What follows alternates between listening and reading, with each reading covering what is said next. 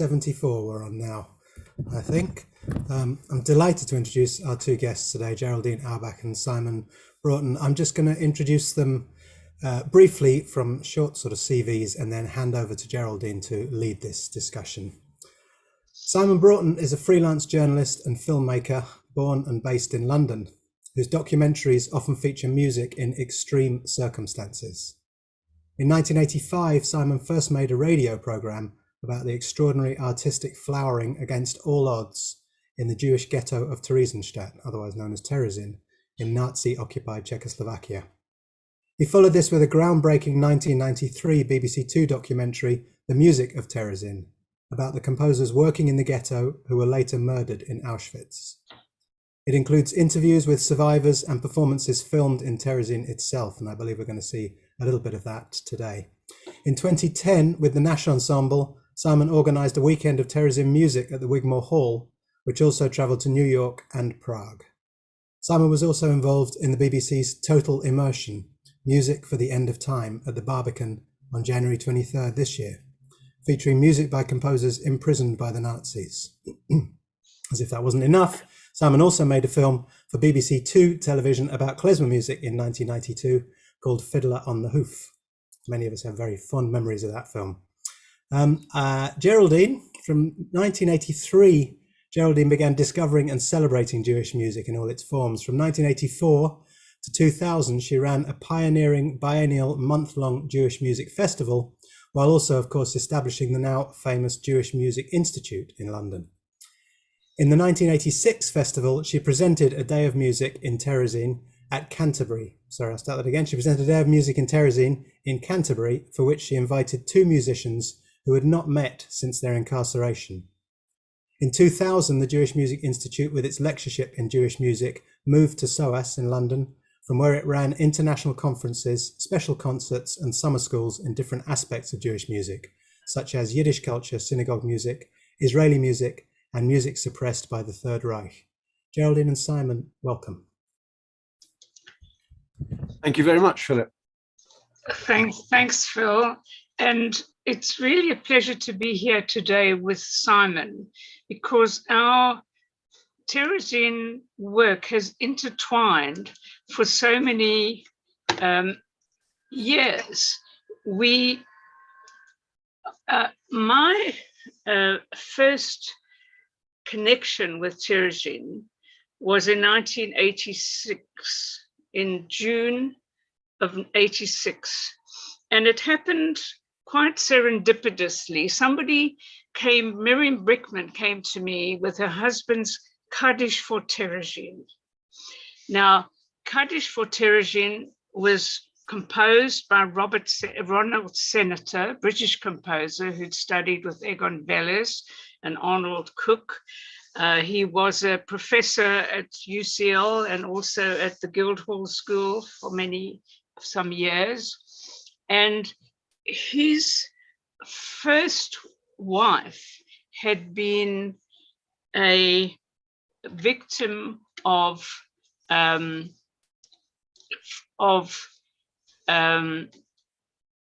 Auschwitz. She'd been a survivor of Auschwitz. Now I'm going the wrong way. So why a Kaddish? He said, if Auschwitz was the most horrific hell in Western history, Terezin was the most abominable lie.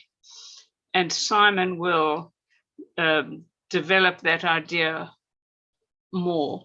It was an assembly station for Auschwitz, but painted by Nazi propaganda as a paradise ghetto, a Jewish spa.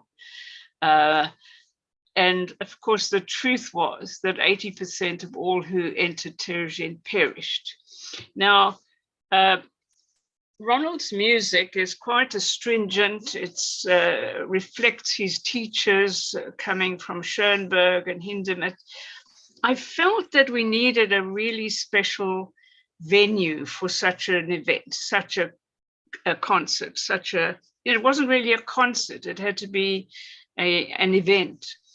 And it just so happens that I met the head of the Council of Christians and Jews, Marcus Braybrook, and he said, look, last year I was with the Dean of Canterbury in Israel at a village where Christians and Jews and Muslims live together.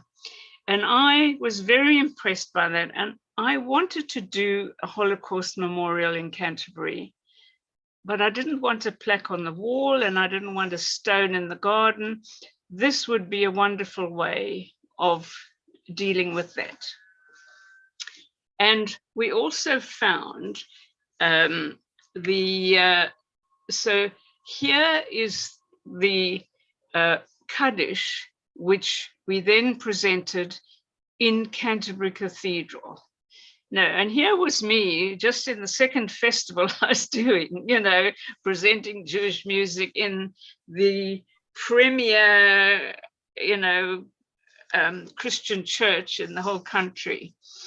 But it had the right credentials. The libretto was by Rabbi Dr. Albert Friedlander. We had Louis Berkman as the cantor. The narrator, we chose Rabbi Hugo Grin of the West London Synagogue, that many people in Britain know from his broadcasts on the BBC, on the Moral Maze and other programs. And not only is he a charismatic rabbi, he actually had spent time himself in Theresienstadt. So it seemed more than fitting. And Malcolm Singer brought along the Zemel choir. He introduced us to a children's choir. We had set up the London Lyric Orchestra, which was one of these scratch orchestras which we brought there. And all was set. The Dean was going to welcome everybody. And the BBC London wiped their whole schedule for that evening, and they broadcast the whole event live, including interviews with survivors and in the interval. And then enters David Bloch. Now, everybody who's worked on music in Terezin has come across and been stimulated and supported and brought the great knowledge by David Bloch. And he said he had introduced to the music by hearing a colleague play the sonata by Gideon Klein, which he found so impressive. And then he read the book by Joseph Karash about the music of Terezin. And I was very touched that he said, since I established the Terezin Memorial Project following the highly successful Kaddish for Terezin concert sponsored by B'nai B'rith in London in Canterbury Cathedral. Now, the thing is, David Bloch was coming to my festival with his group for new music from Tel Aviv, and they were going to do a concert of Israeli music. But once he heard Kaddish for Terezin, he said, do you know anything about Terezin, music in Terezin? And to be honest, I didn't. So he filled me in and he told me about that. So we actually brought Joseph Karash and his book so that he could sign and sell his book for our event.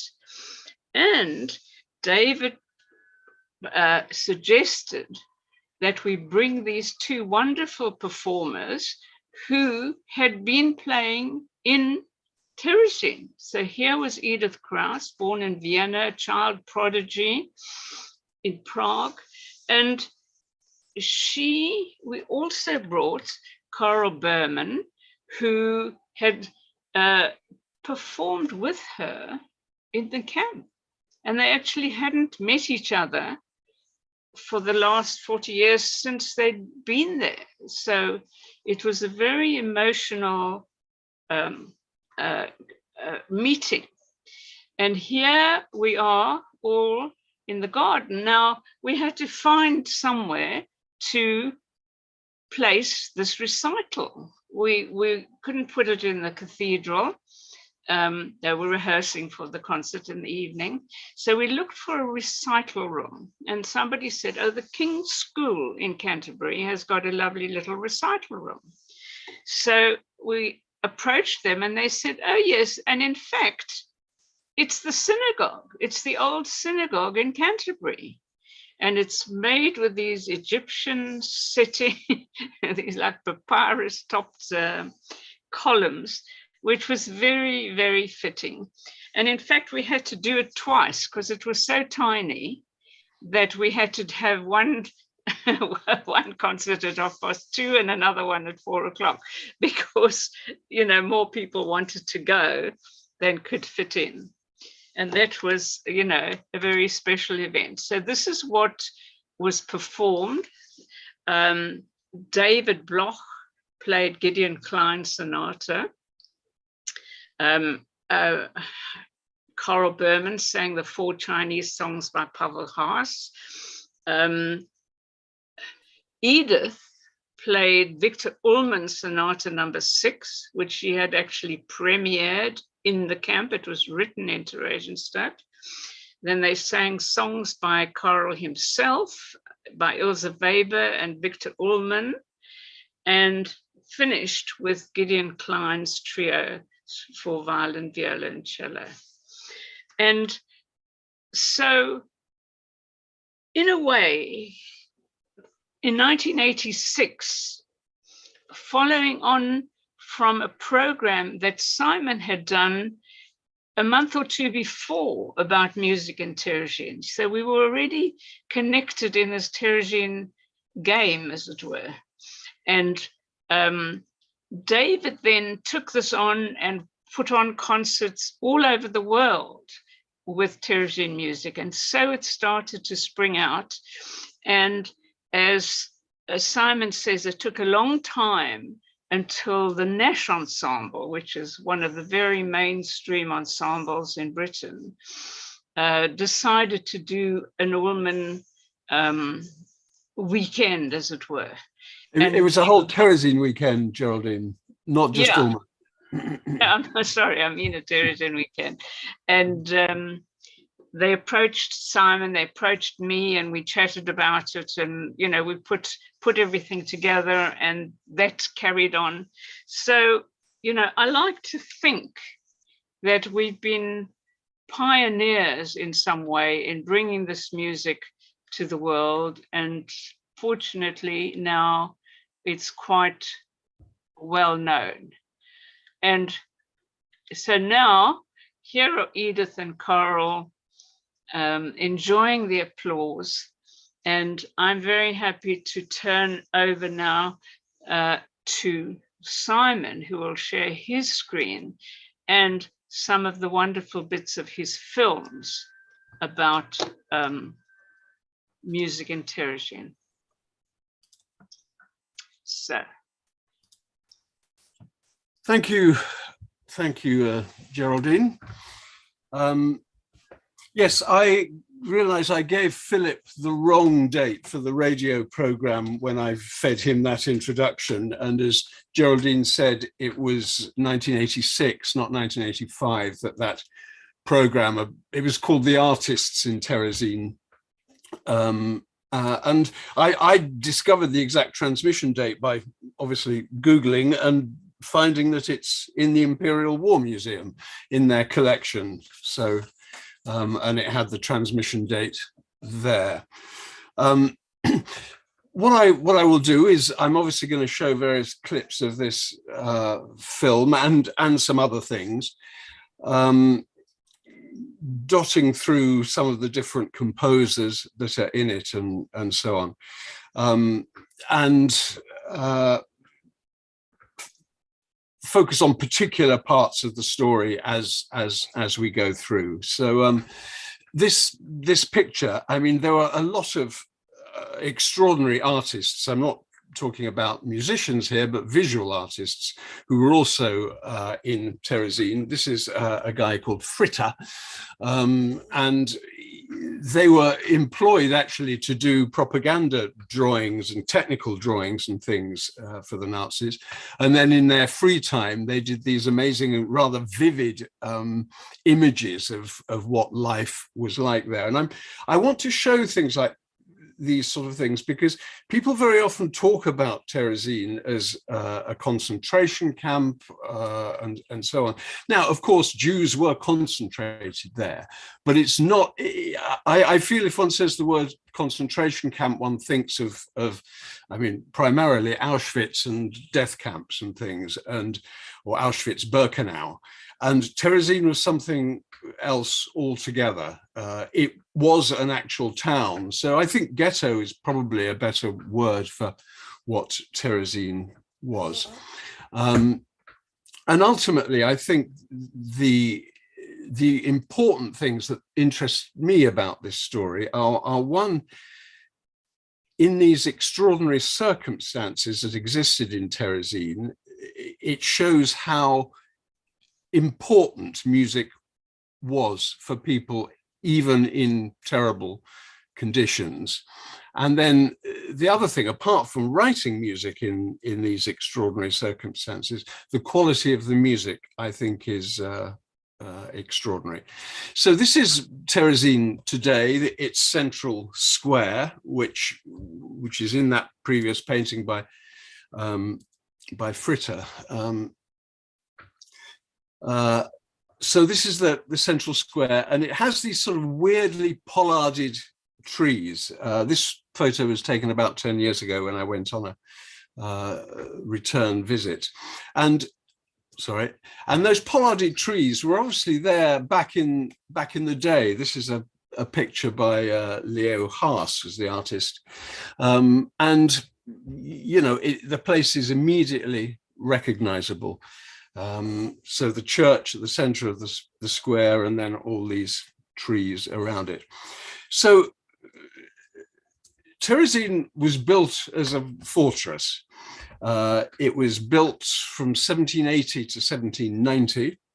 And it was a walled town. So it made it it made it very easy to create a ghetto out of it. All the original Czech inhabitants were taken out, or let's say the non-Jewish Czech inhabitants, and the Jewish inhabitants of Bohemia and Moravia were put in. And it was a town of around 5,000 or 6,000 people. And as the ghetto, there were sometimes up to 60,000 people in there. So it was very, very overcrowded. There's, I think, quite often a misconception because of the music that was composed there, that somehow musicians were specially selected to go there. This is absolutely not the case. You were sent there because you were Jewish. And I think it shows how many amazing artists, musicians, visual artists, set designers, and so on, there were amongst the Jewish population that there was such a rich cultural life which established itself there. So I first got interested in around 1986, as Geraldine has mentioned. I went for about a week to Czechoslovakia, as it was, to make this program for Radio 4, which was called The Artists of Terezin, 30 minutes long. We covered both some art and some of the music. But I very quickly realized how much more there was to say about what went on in Terezin. And a few years later, I shifted work from working for radio to television, and started working mostly for BBC Two. So I pitched the idea of a TV documentary about the musicians who working in Terezin. And I think through Geraldine, I was also introduced to David Bloch and some of the musicians, his group who feature in the film, and we'll see some of them. So, you know, we were meeting the same key people as part of this project. So the BBC were interested in doing the subject. I find it very hard to imagine a piece like a documentary like this being commissioned now, so I'm very pleased that it happened then. There was a big difference, and when I went to Terezin in 1986, it was communist Czechoslovakia. So in between 1986 and 1992, when I started working on the film, the Berlin Wall had come down. Václav Havel was president of Czech Republic, and this turned out to be, I think, the first collaboration between BBC and Czech TV, and so I'm quite proud of that as well. I'm going to show a sort of 4.5-minute clip now. The reason I've picked this is, for one thing, it shows a short bit of interview with a lovely lady called Zdenka Fantlover, who became one of the key interviewees in this film. As soon as I met her, I realized that she was central to the story just because she had such vivid memories. So she was sort of around 20 when she was in Terezin. So she was young and, you know, healthy. And she worked there as an actress and in cabaret. So she was involved in some of the artistic activities and indeed knew some of the composers. So she's the first speaker we see here. And then we hear one of my favorite pieces of music that was composed in Terezin, which is by a composer called Hans Krasser. And the piece is called Tantz Dance. And I like it because it's so energetic, it's full of energy and quite spiky in its character.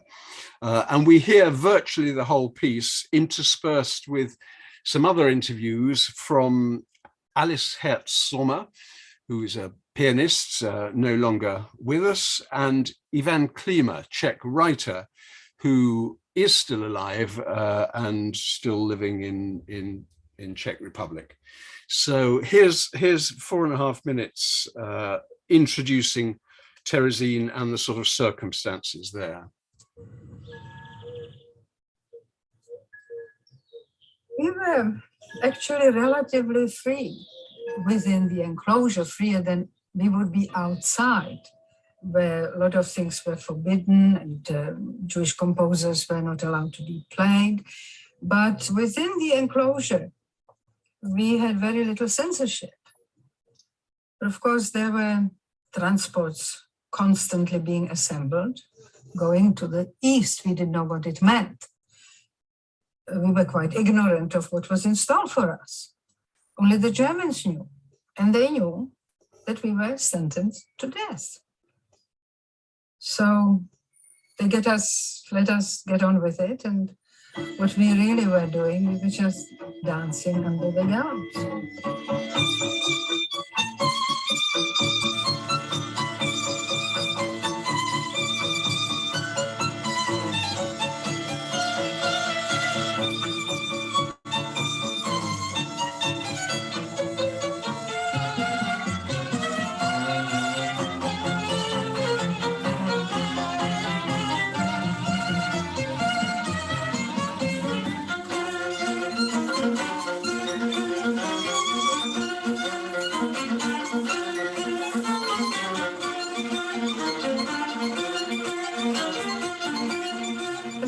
Job, I worked in the kitchen alongside with Karel Anschel, the conductor. And there were these long lines of hungry people queuing up for food.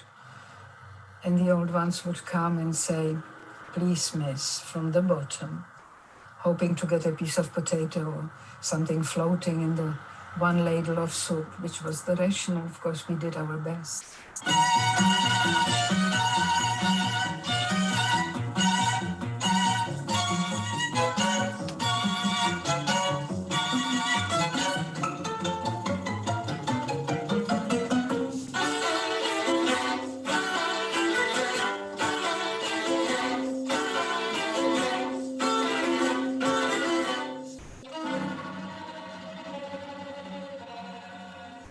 Goethe, the greatest German writer and poetwriter, said, nichts ist schwerer zu ertragen als eine Reihe schöner Tagen.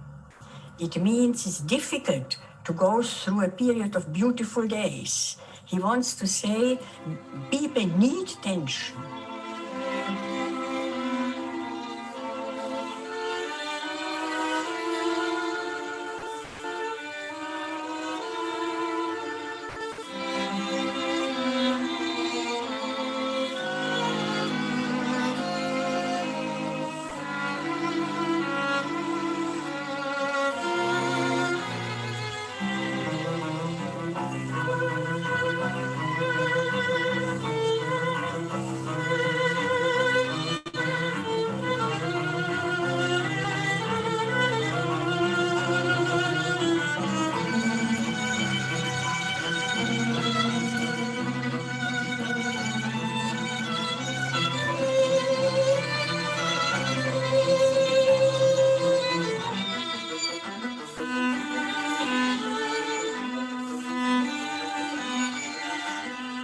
Byly tam období, která byla pro mě jako kluka docela příjemná, protože jsme nemuseli chodit do školy a to se samozřejmě dětem líbí. Pamatuju si, to jsme dělali s velkou vášní, tam byly takové veliké myši, potkaní to byly a nějak složili nějaké cihly na tom nádvoří malém. A tak jsme se domluvili a vynesli jsme cihly nahoru a když se tam již objevila, zdálo se, že se blíží pod ten arkýř, tak jsme dostali tam a pustili jsme cihlu dolů, že by tu myš mohla zabít. Nikdy jsme žádnou myš nezabili, pochopitelně, ale byl to lov, takže to se nám líbilo.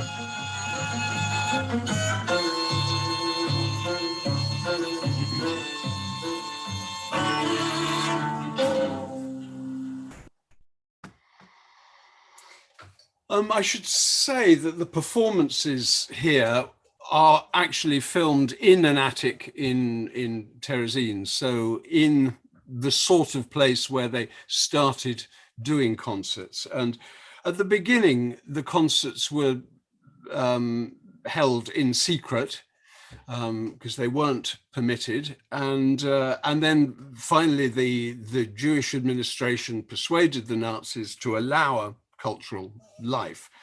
And in a way, I think it's important to remember that the performances in Terezin started out, out of people's desire to play and perform music.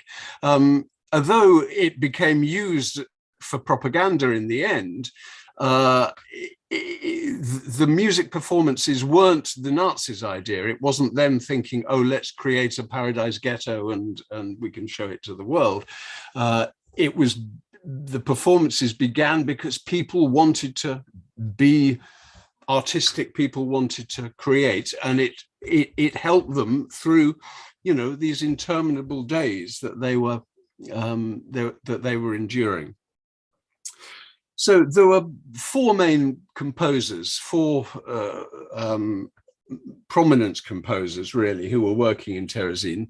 That piece was by Hans Krasser, who was in his 40s when he was sent there. So he was already an established figure.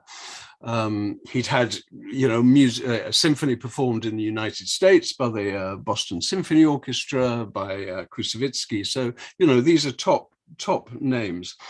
Hans Krasser was also the composer of the most popular piece that was performed in Terezin, which was the children's opera Brundibar. It was actually composed in Prague just before the war, but the score was taken to Terezin and it had 55 performances there, and is certainly one of the pieces that everyone who was there seems to remember.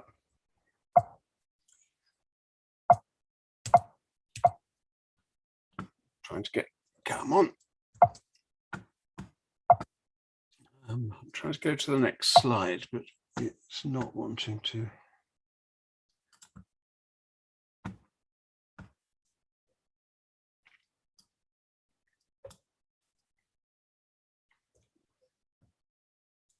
Yes, okay, sorry. So that's Hans Krasser.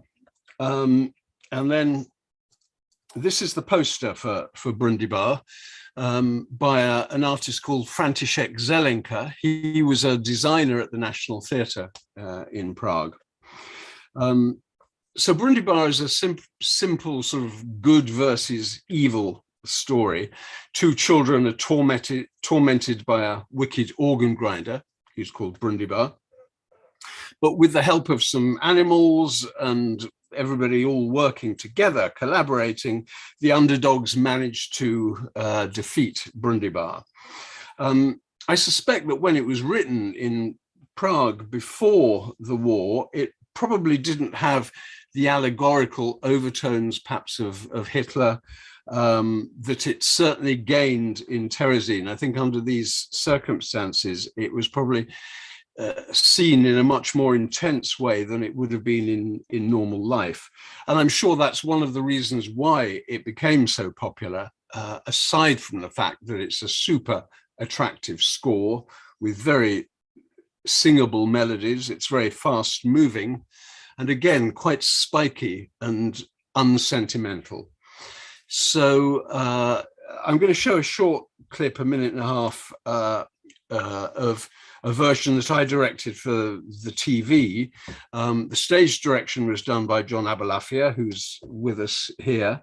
And the performers were Ronald Corp's New London Children's Choir. And I think it was a very sort of joyous and fun event. Anyway, here's sort of Brundibar's introductory song. Two beggars. We don't like your sort. But so, we wanted money. What do we call that? G-R-E-E-D. Greed. We don't like greed, do we? No. But so you don't Are you understand. contradicting Our me? mother is They sick. are contradicting We wanted me. to buy Silence. her to make her well. Do you know who I am? No. They don't know who I am. I call that suspicious, sir. In itself, sir. So, I will have to introduce myself. Play. I'm the greatest organ grinder in the world that you can find. A grinder, I unique. There's talent and good technique. See this hand, it tells this hand, pay attention, little band of music, I'm a star. Yes, it's me, friends, Brundibar. I love children, plump and healthy mothers, pretty fathers, wealthy. I don't like them if they're really insignificant and greedy. Take your partners. All obey me. Ha, ha, ha, ha. I'm Master Brundibar.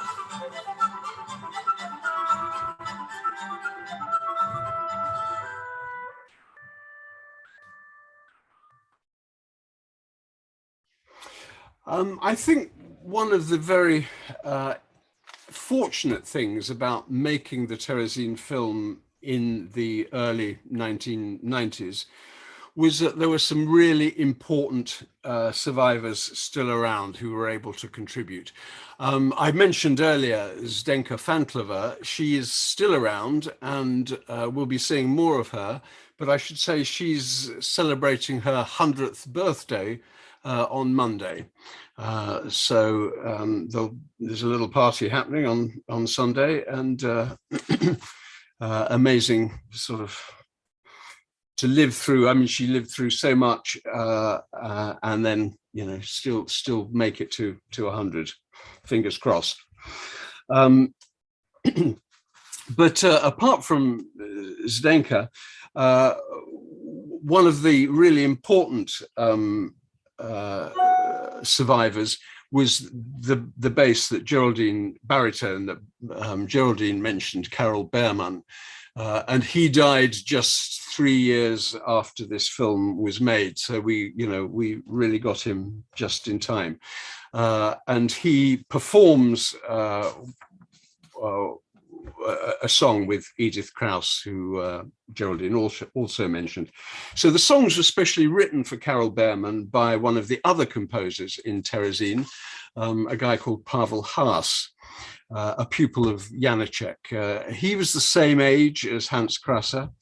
And Karel Beerman introduces the song here, says a few words about it before the performance. And the songs are somehow appropriate for Terezin because they're expressing loneliness and homesickness, these sorts of ideas. This song, sort of about wild geese, is I think the second, in the first or second in the cycle of 4 anyway. That's Pavel Haas, who composed. Jeden z význačných českých skladatelů byl Pavel Haas. My jsme se celkem dobře znali a tak jsem ho prosil tak dlouho, aby mi napsal nějaký písně na toho koncertu, až on mě jednou po dost dlouhým zdráhání řekl, že teda už se do toho dal a že bude skládat 4 písně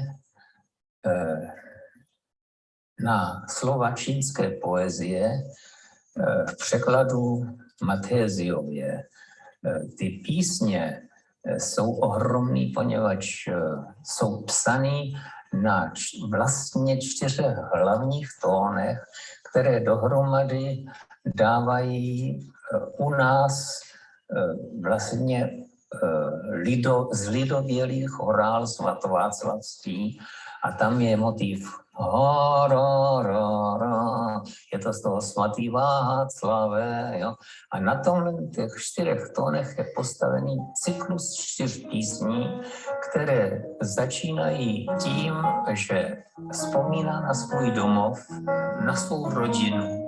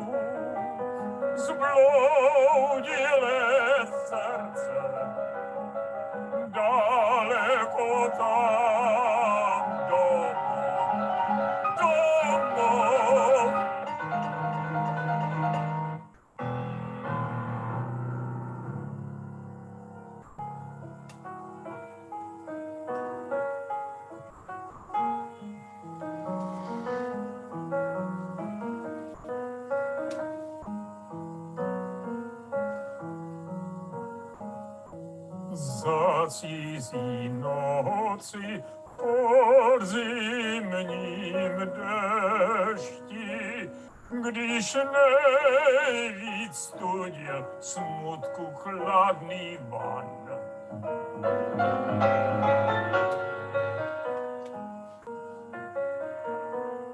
Ve vysokém domě svém zaslech jsem křik divokých husí, právě přiletli.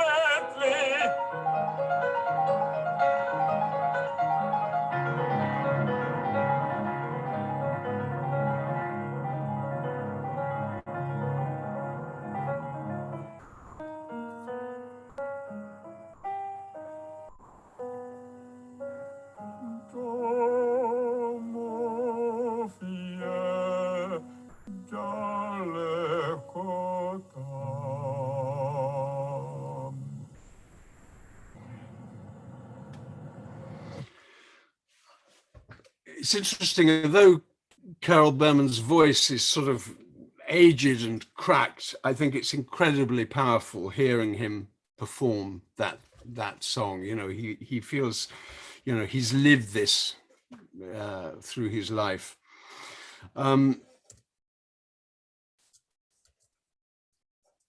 Just again, after the bits of video, it's a little bit slow getting to the next slide.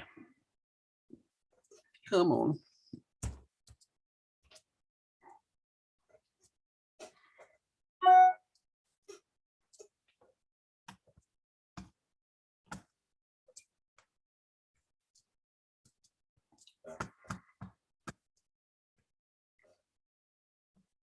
Just come out of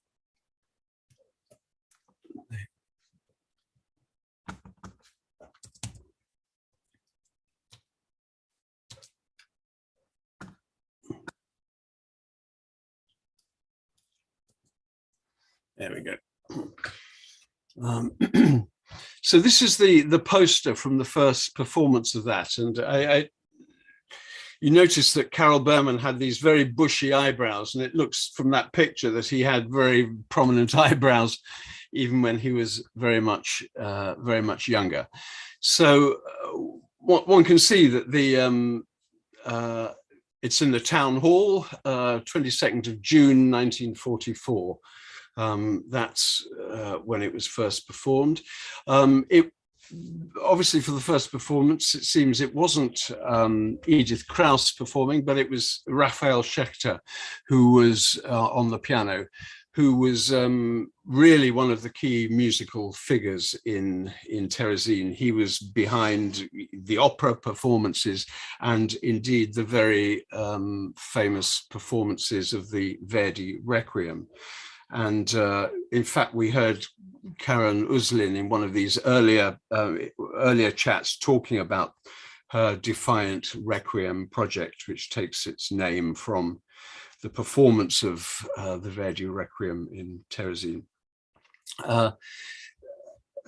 The composer Victor Ullmann, who we'll get to later, also worked as a music critic in Terezin. He was quite busy in that, and he reviewed this concert, and here's a quick quote from his review. "Stylistically, the Haas songs are very personal. The harmony is not expressionistic, although dissonant chords prevail, but they are subordinated to a latent tonal center. Berman performed the recital with utmost musicianship and with a fine sense for the characteristic musical language, as well as being vocally impressive. Raphael Schechter was an affectionate and understanding interpreter at the piano." So sort of 4 or 5 stars, I reckon.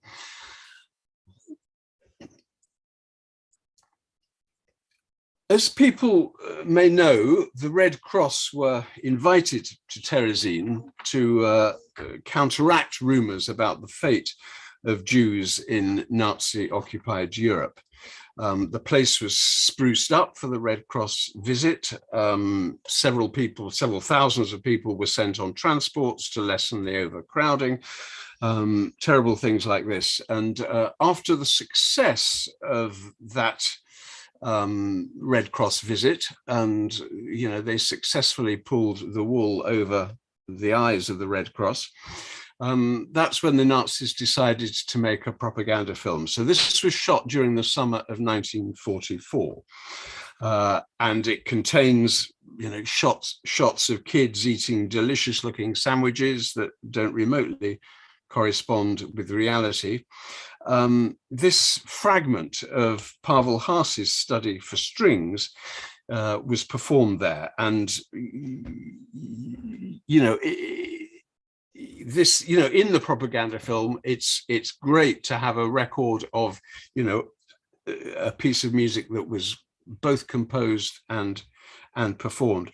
I should say that the propaganda film, wasn't actually finished, and so it never served its purpose as a piece of propaganda. It was only sort of assembled after the end of the war. So here's the full clip of 44 seconds of Pavel Haas, once again, who composed the songs, his study for string orchestra.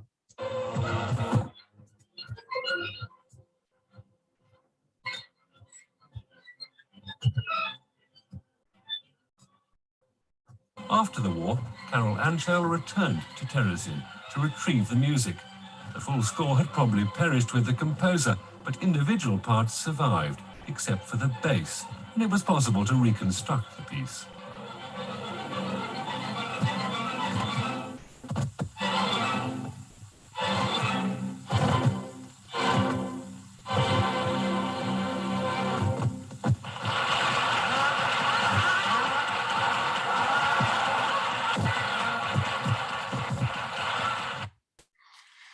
And that's Pavel Haas taking a bow there in front of the stage, and on stage conductor Karel Anschel, as our narrator Christopher Cook mentioned. So the third of the established composers in Terezin was Victor Ullmann, just a year older than Krasser and Haas. He was one of the organizers of this sort of free time activity schedule in Terezin. And as I mentioned, he wrote reviews of concerts, and he also wrote quite a lot of music while he was in Terezin. The most extraordinary of his pieces is the opera De Kaiser von Atlantis, the Emperor of Atlantis. It's included the singer, Karel Beermann, and he's the only one of the 7 singers in the opera who survived. And ironic, as the character he's playing is death. So the piece is a sort of brave piece of allegory, which has elements of cabaret in it, has elements of certainly opera, very diverse sort of musical ingredients.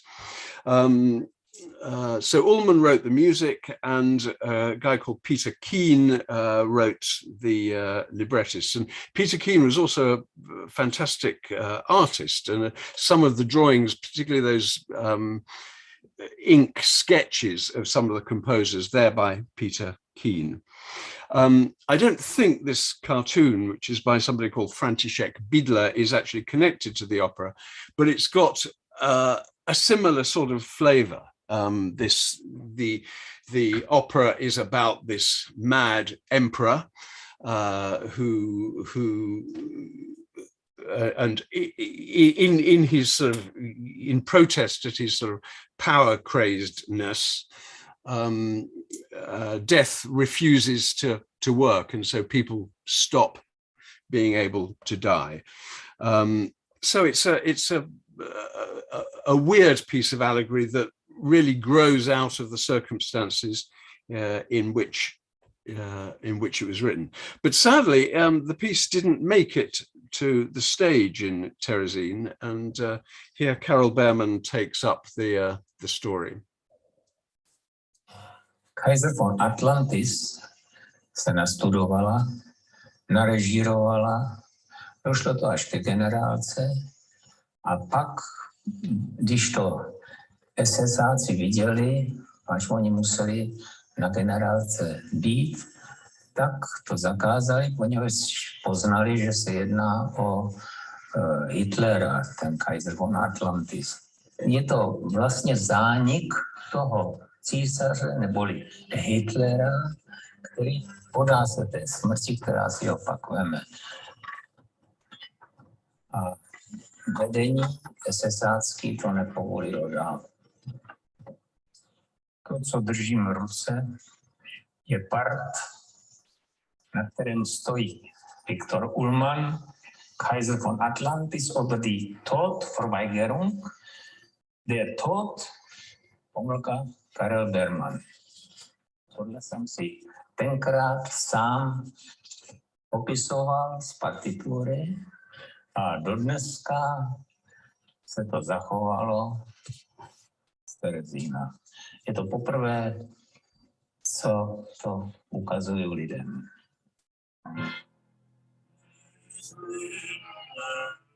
Tod, der Gärtner tot,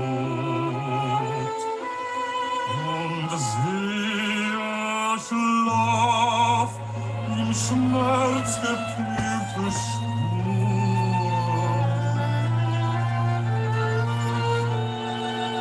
Ich bin der Tod, der Gärtner tot, und jeder welches Unkraut nieder Kreaturen. Ich bin der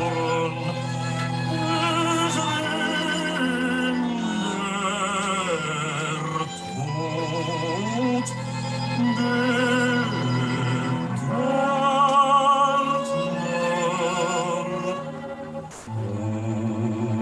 tot, und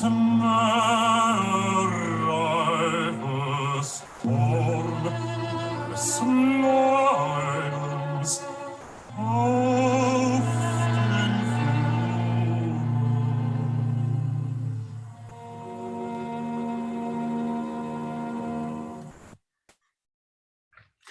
I think Death has the most beautiful music in this piece, and I think it's sort of Straussian to my ears, that that aria, and I think what Ullmann is doing there is making Death into a very inviting figure, and a very comforting figure, and I think it's a tricky piece. And I mean, John Abulafia, who did the production of which this is a clip, we might talk about it afterwards. It makes it quite difficult to take this opera away from the circumstances in which it was composed, and I think that's always a challenge in putting one wants to give pieces perhaps a contemporary relevance or so on, but it's very hard, I think, with Kaiser von Atlantis, which is a powerful piece, but it's hard to forget its origins in a ghetto or concentration camp. I want to look at two pieces by a couple of other composers aside from the big four.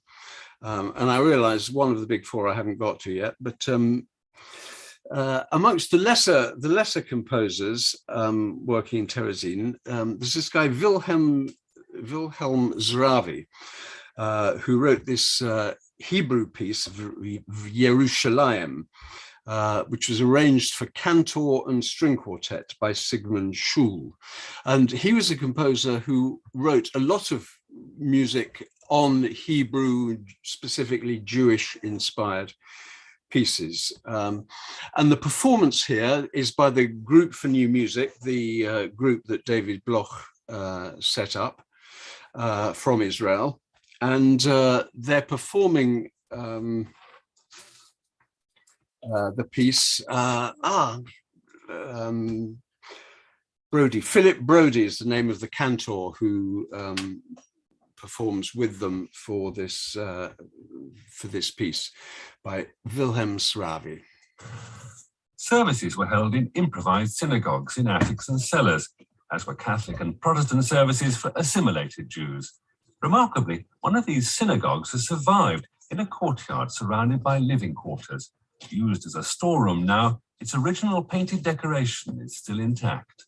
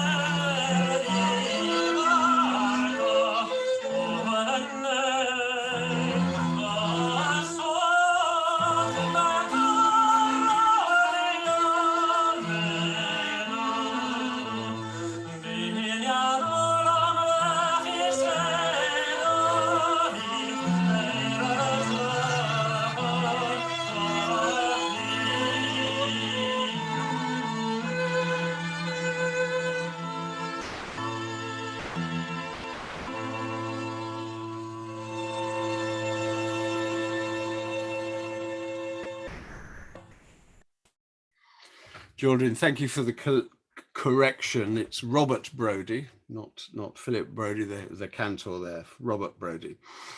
And Robert was very moved by the experience of going to Terezin with you and performing that there. It was something he's remembered all these years. Yeah. I mean, it is an extraordinary place, and this synagogue actually has now since been opened up as under the auspices of the museum that they've created in Terezin. So when we went there, it was actually full of garden furniture and clutter, which was cleared out for us to do this performance. But now the place is decently looked after, and it's possible to visit it. Although the vast majority of people from Terezin didn't survive, ended up in Auschwitz, and certainly most of the composers. I'm going to play, when I manage to get onto the next slide, I'm going to play a piece by a composer who did survive.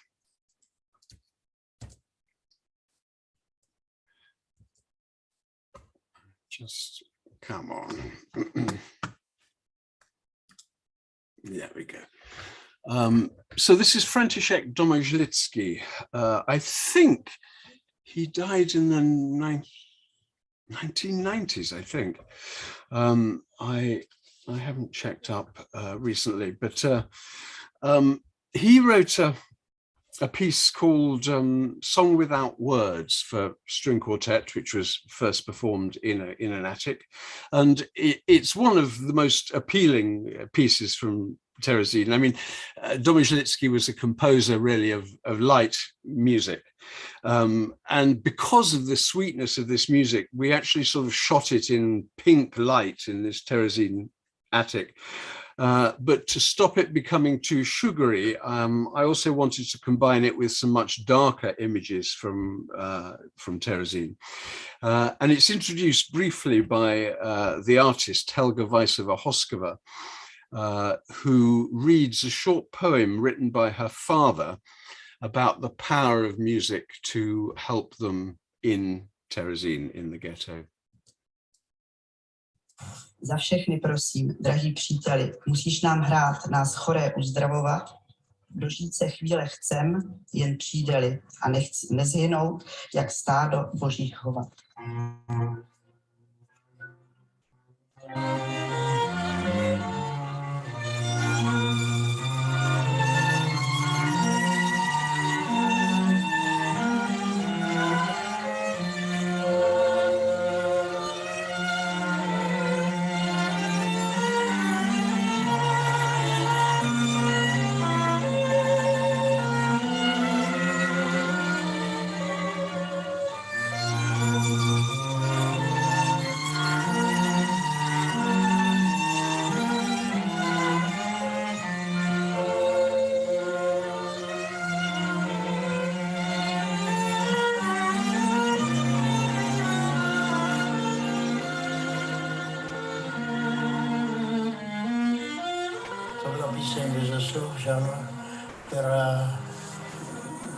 kterou provedl Hledej se svým kvartetem, ovšem tajně, ano, na půdě.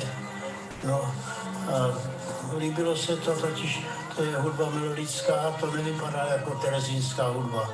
Moje hudba terezínská je optimistická, víte, a to potom jindy. No a Hledeč tenkrát říkal, my jsme hráli už různý amatérský věci, ale tohle je opravdu dobré.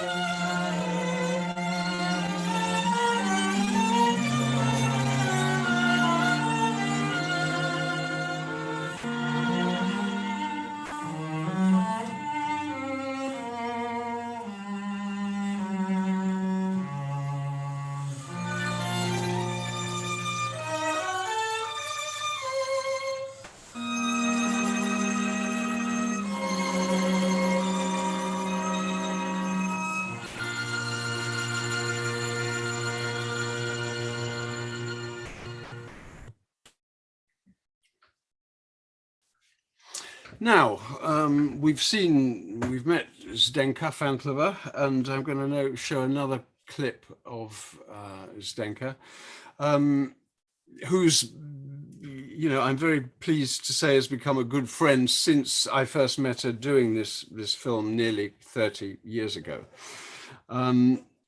She performed in plays and in cabaret in Terezin, and that's what she talks about in this extract here.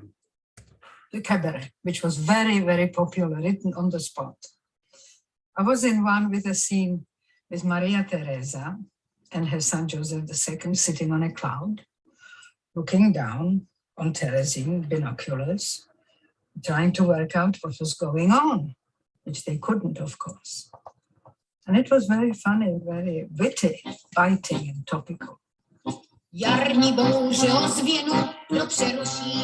One of the most popular figures in the cabaret was Karel Schwenk, extremely talented. He was a writer, musician, composer, actor, everything. And in one of his plays, there was a song which we have adopted as our anthem. It went something like, "Let's join hands, we shall overcome. When the tyranny ends, we shall all dance on the ruins of Terezin." Sadly, very few would have been able to do so. Když se chce, za ruce se vezmeme, navzdor kruté době humor v srdci máme. Jen co den, stále jen, sem a tam se stěhujem, a jen ve 30 slovech smíme psát. Holá, zítra život začíná a s ním se blíží čas, že si zbalíme svůj raneček a domů půjdem zas. Všechno jde, když se chce, za ruce se vezmeme a na troskách větách budeme se smát.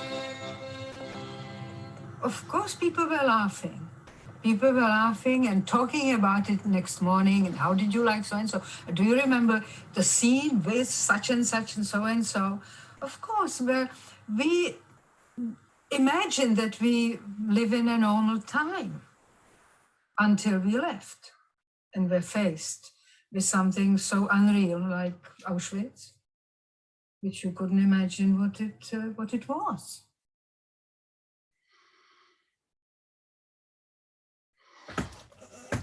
A few words, those soldiers that we see there in Terezin, in the 1993 when we were filming there,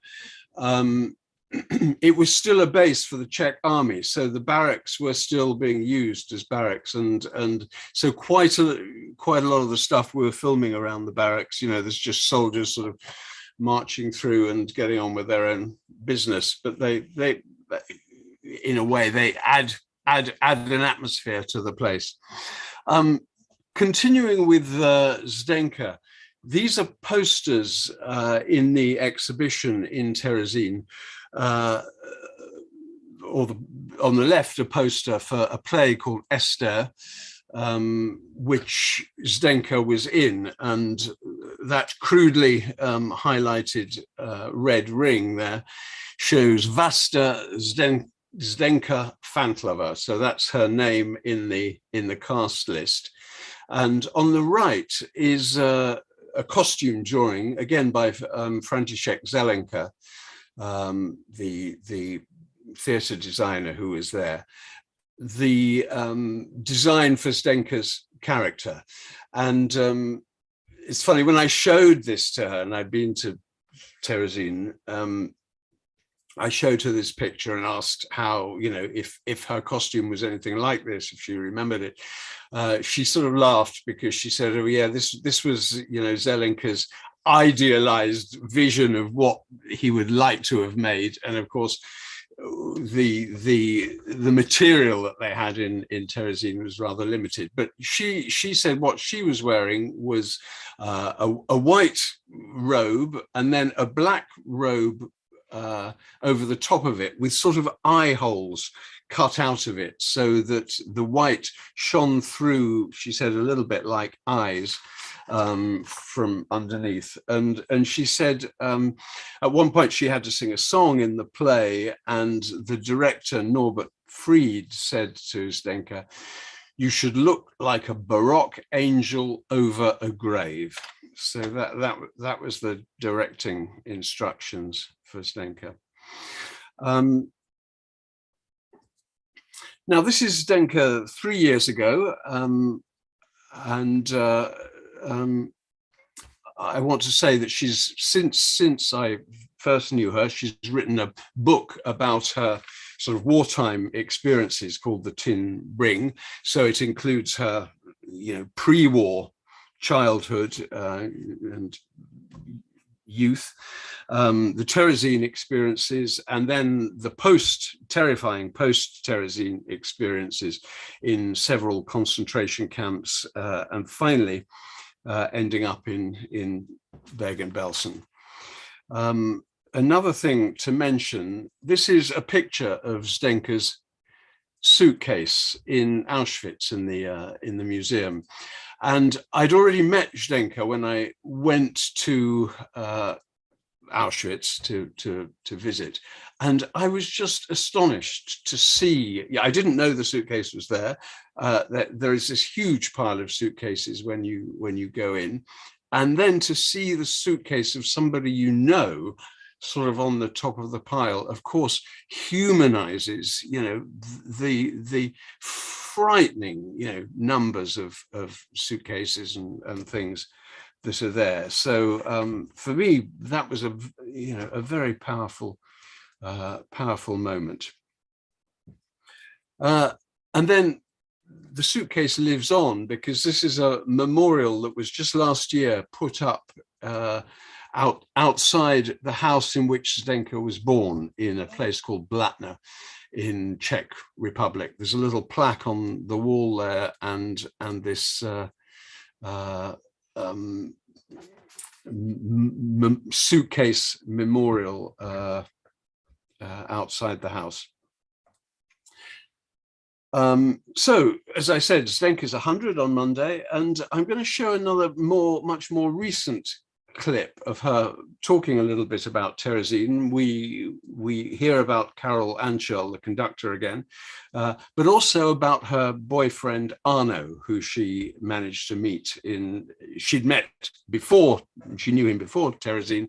He was sent there, and then she was sent there. And in fact, she said she was very much looking forward to getting to Terezin, because she thought there was a chance she'd meet up with Arno when she got there. So little theaters were created, there was an orchestra, there were soloists, and it was the most cultural atmosphere for everybody to remember where they came from and hoping they will go back to it. Next to me on the right-hand side was Karel Anschel, who became a conductor of the Czech Philharmonic after the war because he survived. And so while we are mixing, we were talking about Dvořák and whoever, that was wonderful.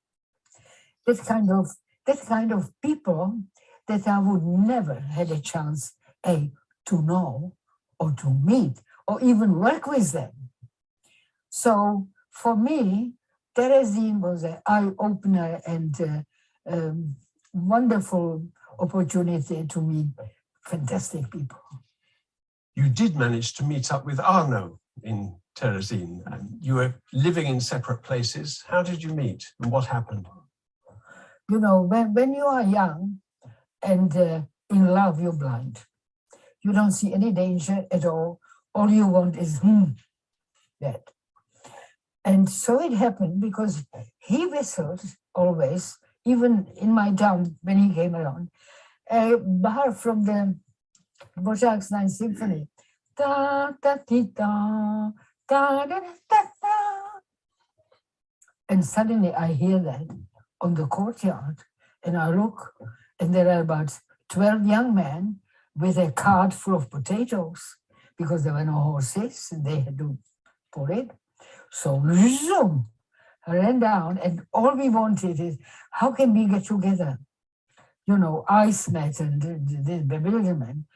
And at the same time, they established a group of women to peel the potatoes. But we managed that he ran away from the cart. There was a door to a cellar, and I ran away from the window, from the women into the cellar. And it was a long, long corridor and iron doors. So we tried the one, closed, closed, and the fourth one was open. I rushed in, closed the door, and of course, everything. You name it, yes. That was the moment. What have those experiences given you? To value every single day. Every day is a gift.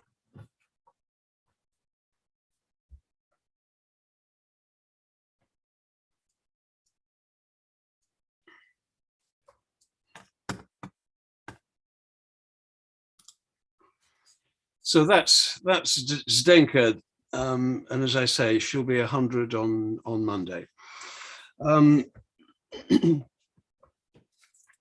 So while we've been going through the composers of Terezin, those of you who've been paying attention will have noticed that I've left one of the main four out so far, and he's the youngest of the composers, Gideon Klein. He was just 22 when he arrived in Terezin. At that age, he makes him 6 years younger than Benjamin Britten, but equally gifted. And he'd actually been offered a place at the Royal Academy of Music in London in 1940. But as Czechoslovakia was occupied already by that time, he couldn't travel. It's amazing to think what his story might have been had he been able to come to London and study at the Royal Academy. This portrait is by a lady called Charlotte Bureshova, painted in Terezin. And as you probably know, David Flig has written a book on Gideon Klein, which is out in Czech. In fact, Zdenka has a copy by her bed. And I heard from David last night that the English version should be out in the summer, he says. So I'm very much looking forward to that. And very nice to see the books that Michael's mentioned, or the book and recording that Michael Haas has mentioned in the chat there. So I thought we'd finish with one of the key pieces of Gideon Klein, his string trio. Around the time of the Terezin documentary, Radio 3 got involved and did a lot of concerts, and we also did a filmed concert up in Manchester with the BBC Philharmonic and also with the group for New Music. So I'm going to play the last movement of Gideon Klein's string trio, which was the last piece he wrote in Terezin shortly. It was in the summer of 1944, so not long before he was transported. And he died in a sort of sub-camp of Auschwitz. So this is the final movement, fast movement, lasts about 3 minutes, 15 seconds of the string trio of Gideon Klein. And I hope we can have some questions and anything else afterwards.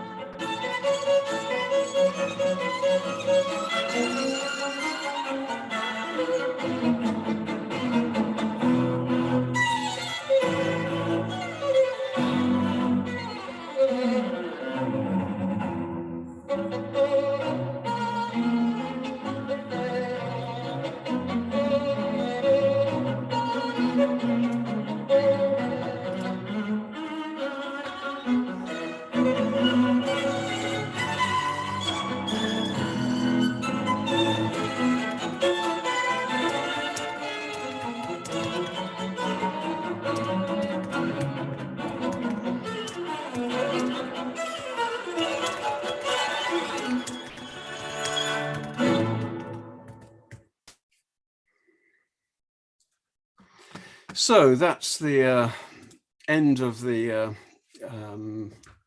string trio by Gideon Klein.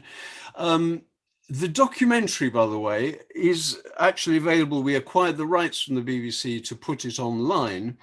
So this is the sort of title page of it. And that is the web address below, holocaustmusic.org. And if you just put Terezin alongside that address, it should come up. So I'll get off the screen sharing, and if anyone wants to ask anything, say anything, they are very welcome. There we go. I was just replying to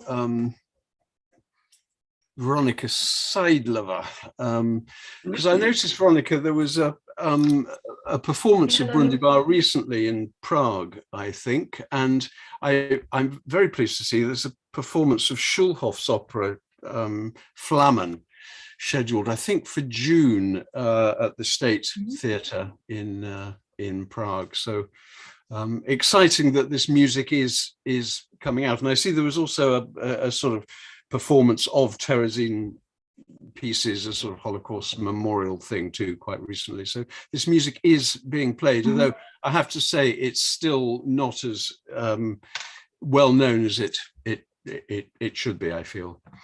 And John, do you want to? Yeah, I just want to come back to you, Simon, about your point about whether you can take the Emperor of Atlantis out of its context. I feel that's the wrong way round. I think the point is that it is so relevant as an opera whenever it's done. I mean, I've directed it, must be about 3 or 4 times now. And every time I've done it, the opera has changed its meaning depending on what's going on in the world. And thinking now of what's going on now, the emperor is described as, in the opera, if I remember it correctly, he's described as having locked himself in his castle away from any other influence in order to rule better. Now, I mean, it seems to me that would describe Putin rather well. And when I did it previously, when I did originally, when just the production you saw, it seemed to me that it was very like what was going on in Romania. You know, Ceausescu seemed to be very similar to that. And it seems to me that you don't have to take it out of Terezin, because this and Brundibar itself also, as well, and the project I described to you earlier for the talk, it seems to me those works have a tremendous relevance now. I mean, they really do speak to us today.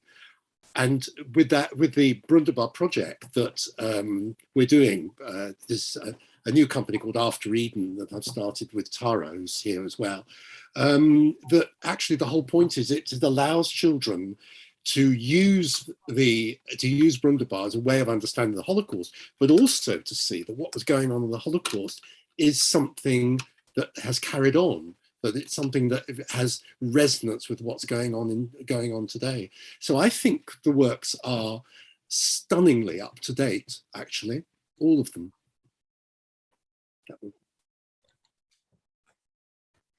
Good. Any other offers? Yes, Laurie Black, hand. Hi.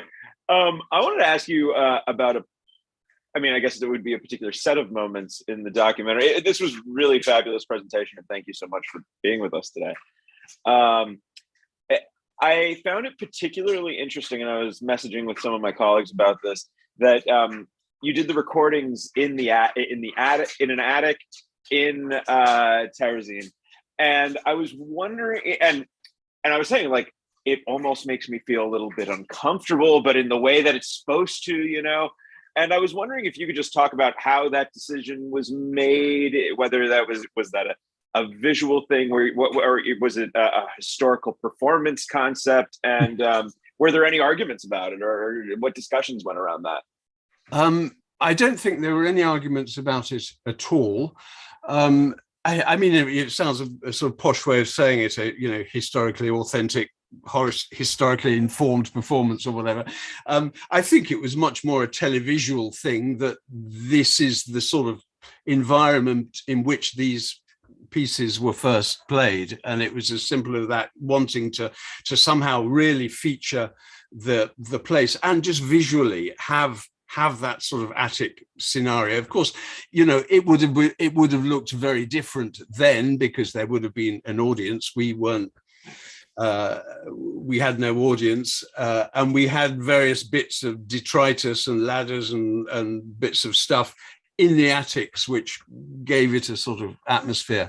At one point, so all the chamber music is played in different sort of setups in one attic. Actually, no, two attics. There's another attic that had a surviving Jewish star in it too, which we did an accordion and violin piece there. But then we reach a point where the sort of message is that it's really important to bring this music out of the ghetto and sort of try and get it into the regular repertoire. And then when we do this with the Ullmann quartet, third string quartet that he wrote in Terezin, and we do it in a theatre on a stage with them, instead of wearing these casual clothes that they've got in Terezin, they're in dinner suits, and so it suddenly becomes a proper concert setting. And the point of that is to make that point that this music needs to go into the repertoire. Wonderful storytelling, really. Michael Haas. Right. I just thought I would show you the Mark Ludwig book. I don't know if you can see it at all. Yes. It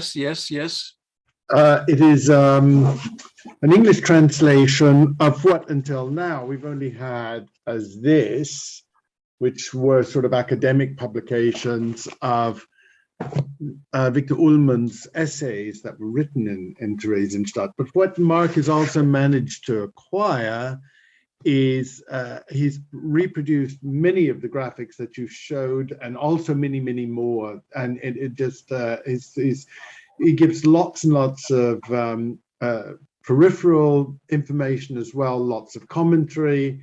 He's also included many scans of the original pages that Ullmann has written, so that you can actually see the original. So it's a wonderful publication for both anybody who's interested in Theresienstadt or Terezin. And the other thing I wanted to say is that, of course, a survivor from Terezin was Hans Winterberg, who was locked away after he died in 1990. In a contract with the Sudeten German Music Institute that agreed never to allow posterity to know that he was Jewish, and his music was not to be performed until 2031. And through the offices of Randy Schoenberg, I managed to get the music released from this embargo, and the first recording of his orchestral music has now just been released on Capriccio. I've lined up a 4-minute publicity thing for Capriccio, so you can hear a bit of the music if you'd like to hear it. But the interesting thing is that what people tend to forget about Terezin is it murdered an entire Czech school of composition that would have been the equivalent of Berlin and Vienna. If we had new objectivity in Berlin and we had Schoenbergian serialism in Vienna, we had something totally different in Czechoslovakia that was happening at the time, with a bridge that went from Prague to Paris. And the only survivor really was Martineau, who then went on to the United States. But if you look at the kind of polyrhythms, the broken melodic lines that you encounter in Janacek, all of these children of Janacek, whether it was Krasser or whether it was Pavel Haas, and in fact even Gideon Klein and Schulhoff, all of these post-Janacekian composers were going in one direction, which was very, very different from Berlin, very different from Vienna. And Hans Winterberg is a continuation of that. So that in fact, we could say that had in fact somebody like Hans Krasser survived, probably the music would have been very similar to that was composed by Hans Winterberg. Hans Winterberg was also, by the way, a fellow pupil of Gideon Klein with Alois Haber as well. So I've included in the chat a link to this video of the music of Hans Winterberg, the recording that just took place in Berlin of his orchestral music. It's the first of several recordings that will be following through. And he also wrote some, by the way, some fantastic chamber music for those who are interested in chamber music as opposed to, say, big orchestral works. So it's really another composer who has come out of this period that would have been forgotten. Why the Sudeten Germans decided that he should never be known as a Jewish composer is one of the great mysteries. Why his adopted son would insist on an embargo of his music for 40 years after he died is another one of those great mysteries. Extraordinary. The contract was signed and agreed in 2002 by a German publicly funded institution. So it's really a scandal on many different levels. But in fact, we're now publishing the music and getting it out, and Boosey and Hawkes have now got the rights to publish it. They say they feel that this is really as important a discovery as Miroslav Weinberg. So do keep your eyes and ears out for this, and do have a look at the accompanying link that I've copied in the chat if you're interested. Certainly, no, that's and you know, well done for getting the music out. I mean, as you say, an extraordinary sort of idea to lock it up somehow. But you know, what an irony after you know all of this story. Jeff has had his hand up for quite a long time there. Rachel's got a hand up. I think too. Rachel was first, actually. Sorry, Rachel. I'll defer to You've got Rachel. a yellow background. We can't see it, Rachel. Oh, I see. Yes. Different color hand. Sorry, I can't help what color my landlady painted my kitchen, but I love my yellow. Simon, I was really fascinated by something you said sort of towards the beginning, that you weren't sent to Terezin because you were a musician, that it was just sort of a thing that happened.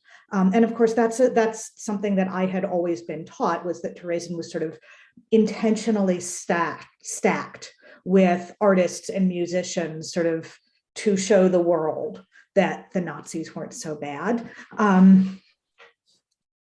But on the other hand, it was unusually stacked with artists and musicians, and there was this enormous repertoire that came out of it. I think the only place that I know of that came close would have been the Warsaw Ghetto. So I'm just kind of wondering, what was special about Terezin? Was it just coincidence that that all the musicians happened to be within shipping distance of Terezin? Or was there maybe some sorting going on?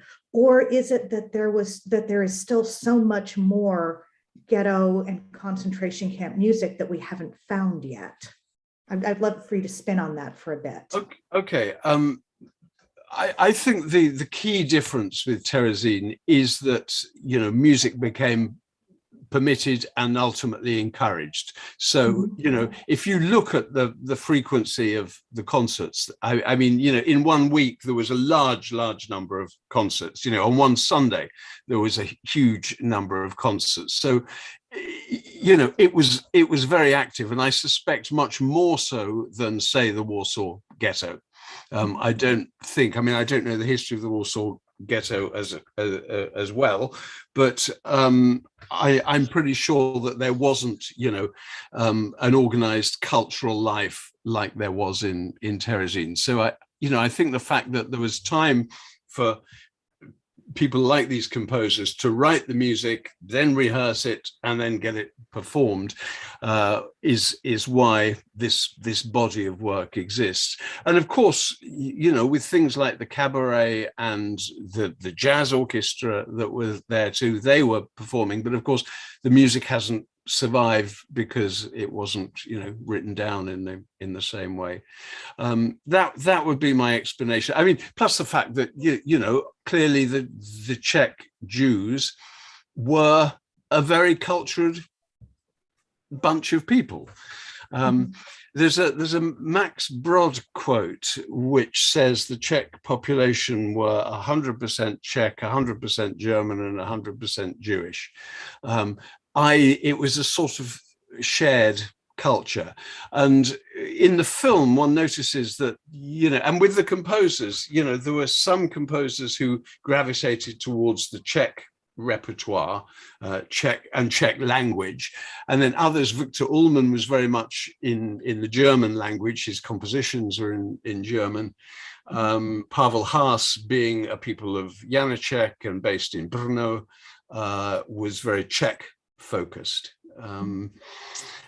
as was Hans Krasser, Brundibar's in Czech.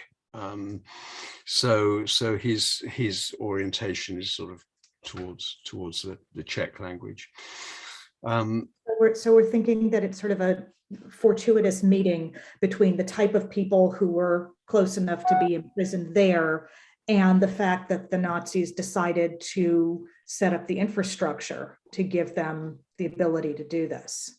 Yes, and it was very much the Jewish administration. It was sort of self-administered, Terezin, and it was the Jewish administration who really first put forward the idea of having a cultural program and you know, assigning people jobs to organize the concerts, write reviews, you know, all of those things, and the schedules of the concerts. And as I mentioned, Brundibar was performed 55 times, but someone like Edith Krauss mentions that, you know, she performed the same concert several times.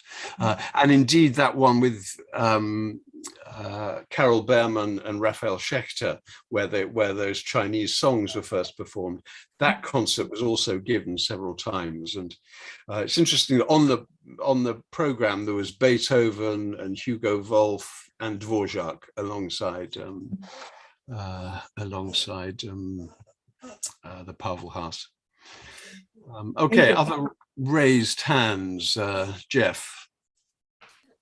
Sure, thank you. You just sort of touched on this in your answer to Rachel's question. When we hear about Terezin so much, you hear a lot about these composers, and despite that, I felt like I learned a lot from listening to you today, so thank you for that. My question was, aside from the art music, which was very clearly happening quite a bit, what other kinds of music were happening in Terezin in terms of jazz and popular music? And to what extent was that even allowed or controlled by the Nazis? You know, to what extent were people even allowed to explore these other genres? No, I mean, there was a jazz orchestra there called the Ghetto Swingers, I believe, and I don't know what they were playing, to be honest. You know, obviously there aren't recordings and things. It wasn't filmed as part of the propaganda film or anything like that. There was, you know, cabaret and theatre music. Opera was also done, so several operas. The Bartered Bride was a very famous one, but there were other operas being done too. So, but it's, you know, I guess it's the art music that we know much about. Is Michael showing us something here? Unmute yourself, Michael.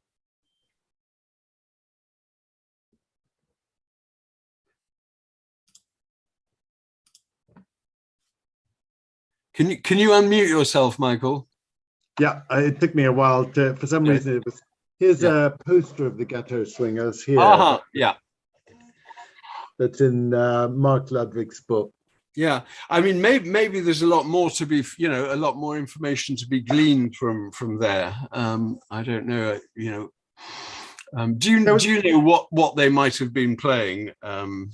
There's quite a lot of information here. He's got a lot of posters with what they were going to be playing, what the programs were. But I think also in the general question of music and concentration camps, it has to be remembered that a lot of the music that was composed in concentration camps was basically, there were anthems that were composed for each concentration camp, which were commissioned by the camp authorities, but then sort of sung as resistance songs by the inmates. But then there were also popular songs, cabaret, usually based on operetta, well-known Schlager hit songs. Theresienstadt, I think the closest anything that we will find to what was happening in Theresienstadt is actually found in the internment camps in Great Britain on the Isle of Man, where you had a huge amount of where Jews were interned. Also, all German enemy aliens were interned, but where you had concerts. The composer Hans Gall was there, wasn't he? Hans Gall, Egon Welles, the Amadeus Quartet was founded there. All sorts of things were taking place on the Isle of Man. So, I mean, I think it's the closest thing that's in any way remotely similar to what was happening in Theresienstadt or in Terezin. And there's Charles Heller with a hand up. Yes, thank you very much. First of all, that was great. I have a question, but first of all, I have an observation. When you had that clip of Robert Brody singing in the synagogue, I think I saw it was written in Hebrew, written on the prayers on the wall, and I think there was a line, if I'm not wrong, and it said Al Tashlichenu, which is from the prayers, but it means don't forget us, don't throw us out. And it's like a cry for help. They've written help on the wall. If I'm not mistaken, it says Al Tashlichenu, which you can read as help, and they've written in big letters. And it just struck me. My question is this. I think you said at the very, very beginning of your great film that you said the BBC wouldn't make that film today. Would you like to say why? Well, I think because they're not so interested in difficult subjects, serious subjects, and obscure subjects. Well, neither of which apply. None of those three apply to what we've just had. It's not difficult. It's beautiful music. So I think you're being very political. Is all I can say. I don't know. Anyway, we draw the line. We draw the line. If you don't want to talk about, I think it would be very, very tough to get. Of course, you know, the great thing about making it then was that there were these people around. The baritone Harold Berman, I think his name was. That is such a moving performance. That's so stunning. You can see he was a great artist. Like you said, even though, you know, he's getting on physically, but you can see the artistry coming through. That was. Thank you so much for that. That was just wonderful. No, I just feel, you know, the BBC is much more obsessed by sort of celebrity culture now, and that's that's where their priorities. Too bad. Yeah, I get you. I hear you. All right. Thank you very much for that. Thank you.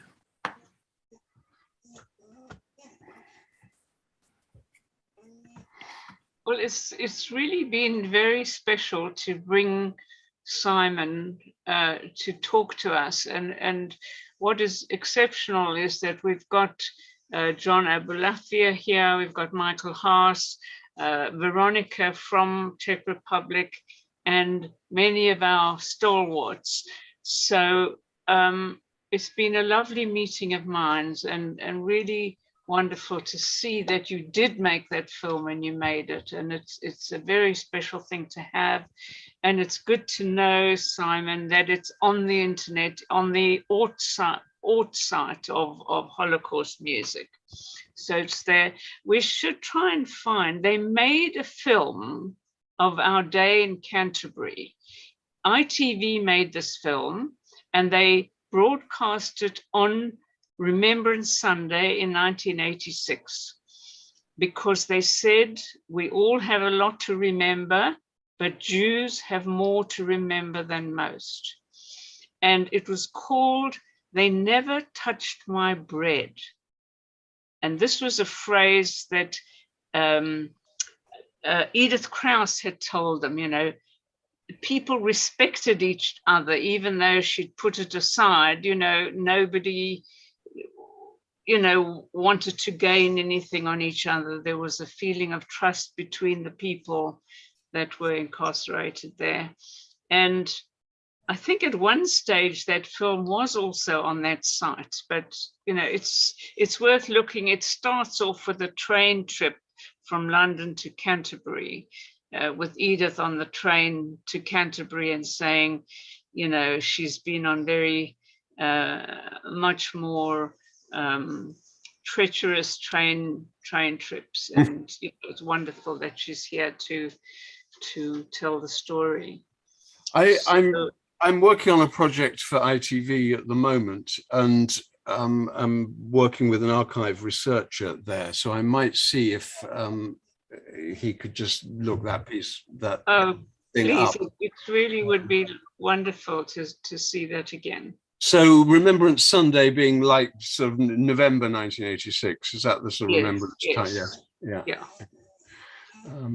Okay, well, Isabel, yes. Here is the recording of Kaddish for Terezin that was given to me by Ronald Senator. Can you see it? Right. Yes, we can. And that was a recording made in Moscow, because this piece had a wonderful history. Well, you know, what is the history going forward? That it was performed in New York the same year. It was then performed in Moscow. It was performed in Terezin. It was performed in Israel. And bless her, Miriam Brickman was a wonderful, wonderful promoter and enthusiast and innovator and creator. And I was very pleased to work with Miriam in many of our festivals. And I think that, Isabel, it was Miriam who introduced me to you. And that's how you came out. Also, I think it was associated with Nitsa Spiro, the Spiro. Oh, yes.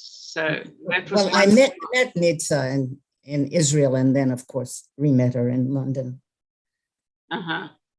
And so, you know, everything, I like to feel that both Simon and I have had a hand in promoting and making people aware of the music of Terezin in a great way. So thank you, Simon, for being with us. And, no, nice to see everybody, and thank you for, you know, participating. Yeah. And bye for now. So Phil, do you want to say what's coming next week?